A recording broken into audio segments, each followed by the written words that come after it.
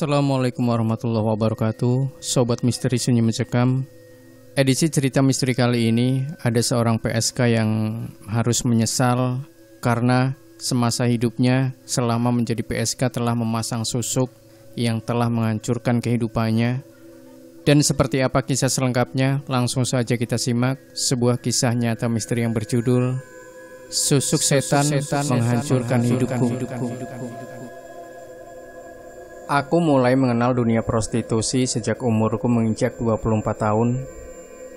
Kenyataan hidup yang pahit telah memaksa diriku untuk menjadi seorang pelacur. Bila ku ingat masa kelam yang aku tempuh itu, rasanya semakin sakit dan perih hati ini.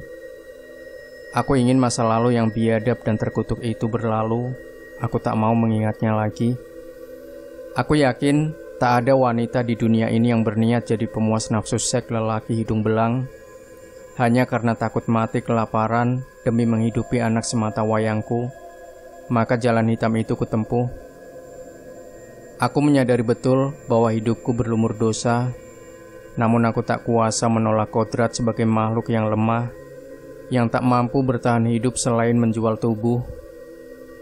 Sesungguhnya aku telah berusaha mencari jalan lain yang jauh lebih bermartabat untuk hidup ini.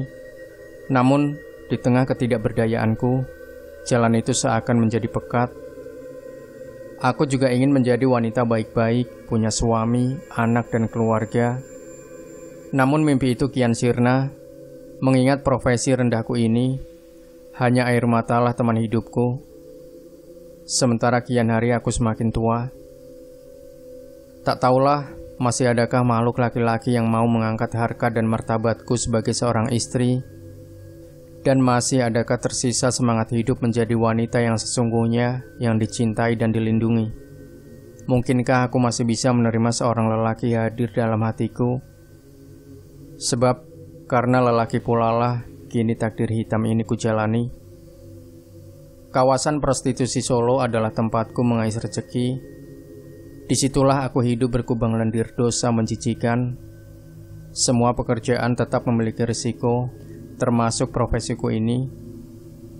Resiko terbesar dan paling kutakuti adalah aku tak menarik lagi serta kalah bersaing dengan pelacur-pelacur muda yang makin banyak. Mereka tentu lebih menarik, seksi, dan tentu para lelaki hidung belang itu memilih yang lebih muda daripada aku.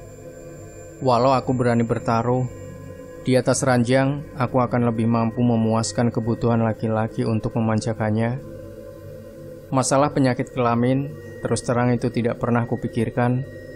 Aku tak pernah merasa takut sedikit pun, sebab bagiku kematian mungkin akan lebih baik.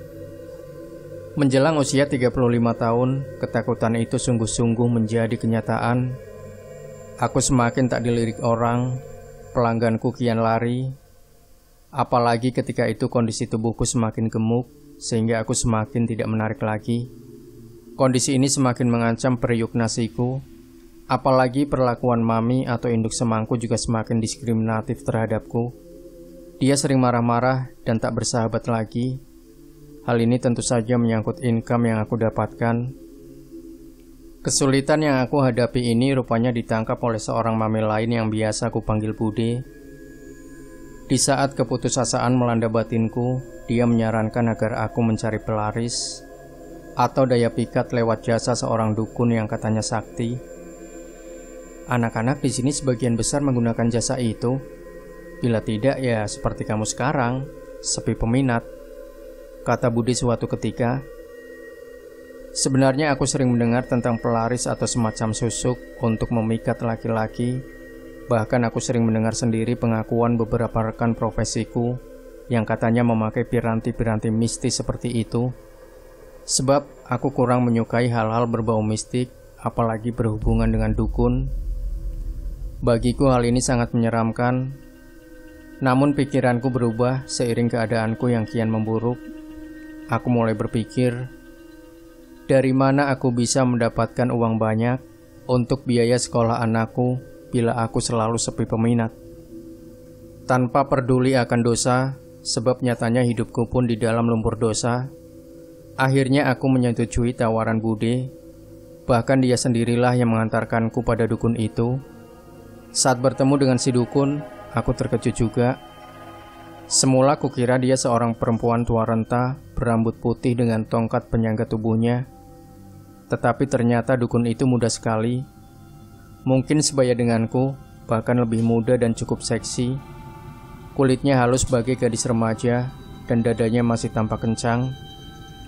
Namun ada satu hal yang tidak dapat disembunyikan oleh si dukun, yakni rambutnya yang sebagian telah memutih. Ini memang terlihat aneh, sebab tak sesuai dengan keadaan tubuh dan parasnya. Melihat penampilannya, aku mulai ragu akan kemampuannya tentang dunia pelaris atau susuk. Tapi kejutan berikutnya aku dengar sendiri dari mulutnya. Umurku sudah 75 tahun, nak. Jangan kaget ya. Pengakuannya ini sungguh membuatku tersentak.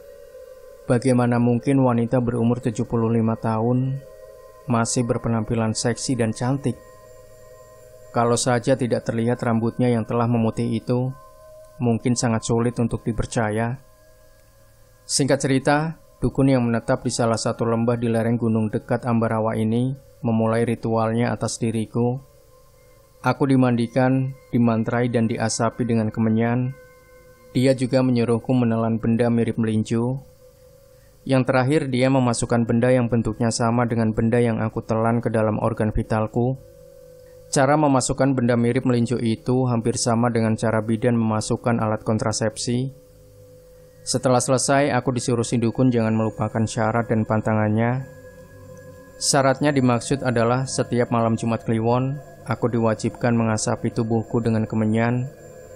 Dalam ritual itu aku harus melakukannya dengan telanjang bulat, dengan cara berdiri mengangkang di atas pedupaan. Dalam ritual ini aku diharuskan membaca beberapa mantra yang diberikan oleh si dukun. Pantangan yang sama sekali tidak boleh dilanggar adalah aku dilarang berhubungan intim pada malam Jumat Kliwon. Di samping itu aku juga dilarang menikahi seorang lelaki. Sebab kalau kamu kawin, suamimu akan mati. Kata si dukun membuat bulu kuduku berdiri meremang. Hari-hari selanjutnya aku kembali melakukan aktivitas seperti biasanya. Seminggu tak terjadi perubahan apapun pada diriku.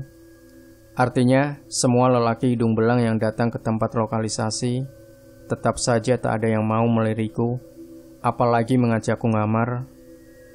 Menginjak hari ketujuh, barulah perubahan-perubahan itu terjadi. Entahlah, seperti ada dorongan gaib. Banyak lelaki yang sepertinya mulai terpesona pada diriku. Gilanya lagi, keinginan teramat kuat untuk senantiasa berhubungan intim selalu menggelora di dalam dadaku. Bila tak melakukan hubungan intim, maka aku seperti terus gelisah. Nafsu seksku kian menggelora tak terkendali. Aku seperti kesetanan. Bahkan bila tidak sedang ada tamu, aku tak jarang menggratiskan tubuhku pada anak-anak ingusan ataupun lelaki yang aku anggap mampu memuaskan birahiku. Hasratku selalu menggelora, dan luar biasanya seperti gayung bersambut. Banyak lelaki hidung belang merasa ketagihan bila berhubungan denganku. Akhirnya langgananku pun semakin banyak. Kata mereka aku luar biasa sekali, terutama organ vitalku yang katanya mampu melambungkan mereka ke awang-awang. Bahkan kata mereka, sensasi organ vitalku tidak dimiliki oleh pelacur-pelacur atau wanita manapun. Para hidung belang yang sudah mengenalku lebih lanjut merasa heran, dan mereka menghibah agar aku mau dijadikan pasangan hidupnya. Namun aku ingat pantangan itu, aku tidak boleh menikah. Waktu terus berlalu, walau kini aku banyak uang, tapi aku kian tak berdaya. Aku merasa sangat lelah. Belum genap setahun sejak memakai susuk itu, aku hampir menyerah. Dorongan seks itu tetap menggila. Hal inilah yang menjadikanku semakin tersiksa. Bagaimana tidak, sangat sedikit waktuku untuk istirahat, sedangkan para tamuku telah mengantri di luar. Bahkan di antara mereka yang terjadi adu jotos memperebutkan diriku. Aku benar-benar jadi idola. Lambat tapi pasti aku mulai tak kuat. Kini aku banyak uang, tapi tak sedikit pun menyenangkan hatiku. Celakanya, aku sangat sulit mengenyahkan libidoku, padahal aku sangat capek. Diam-diam aku mulai mengabaikan ritual itu. Setiap malam Jumat Kliwon tak kuasapi lagi kemaluanku dengan kemenyan, dan aku sengaja tak datang ke dukun itu lagi. Sungguh aneh, tubuhku sering panas dan juga kemaluanku mengeluarkan bau tak sedap. Aku sengaja menghilang dari lokalisasi secara diam-diam.